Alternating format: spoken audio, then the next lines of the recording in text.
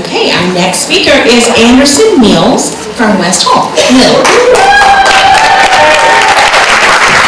Hello, my name is Anderson Mills. I teach 7th grade math at West Hall Middle. I also have the privilege of coaching 7th grade boys basketball and boys soccer at WHMS. It's really an honor to talk to you today about my public school life. So when I decided to create a proposal, I was curious, what cornerstone am I going to focus on? And it became really apparent to me that I was going to focus on cornerstone 2, building positive relationships.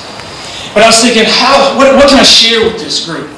And one day I was driving and I came across these stickers. I know we're all familiar with them: Salt Life, Lake Life, Bonita Life. If you got a life, there's a sticker out there. However, it seemed like nobody was celebrating public school life. And that frustrated me. Right? I'm a proud product of public school, and I know many of you are as well. So I'm going to tell you about my public school life. Now, I started in Anderson, South Carolina, the electric city right off 85 on Lake Hartwell, about 30 minutes from Greenville, 25 minutes from Clemson. And, yeah, exactly. Now, I know a lot of you are thinking, hey, did he say his name is Anderson? Yes, I am Anderson from Anderson, but no, my parents weren't drunk when they named it. We came from Wilmington, but I was about a year old. Now, I grew up in public school, literally. My mom's a public school teacher. My first day of first grade was her first day teaching first grade at the same school. Now, that created some issues, but we managed to it.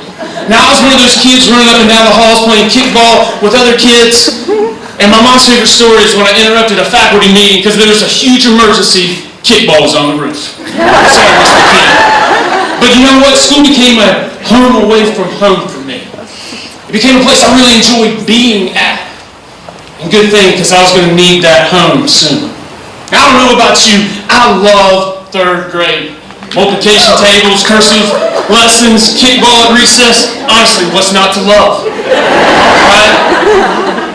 But it wasn't a blast for long. See, one day my brother and I were laying on the trampoline, we were talking to each other like we would do, and we heard a commotion. My parents came out and they told us they were getting a divorce. And my world was crushed. I mean, I never thought of a day where they wouldn't be together, but luckily I had that home away from home. I was able to get lost in multiplication tables and cursive lessons and kickball at recess. I was able to get away from my problems at home, and as I reflect upon that time, I realized no longer was it just a home away from home, it was a healing center.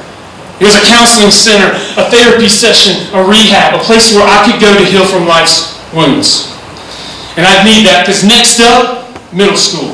And I don't know about you, but middle school was an interesting time for me. Now, my mom moved to Georgia when she met my stepdad, so my brother and I moved in with my biological father. He worked 3rd shift at a factory, so my brother kind of raised me. If it wasn't for the experiences and opportunities I had at public school, I'm not sure I would have been able to navigate that time easily.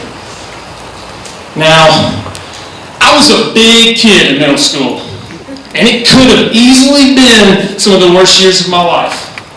But because of the experiences and opportunities I had at public school, it's okay, yeah. Because of the experiences and opportunities I had in public school, I was able to navigate that, and it became some of the best years of my life. Success in the classroom, on the field, and in student government gave me confidence I used for the rest of my life. It was at that point that school really became a sanctuary for me, a refuge, a haven, a place that I loved to be at.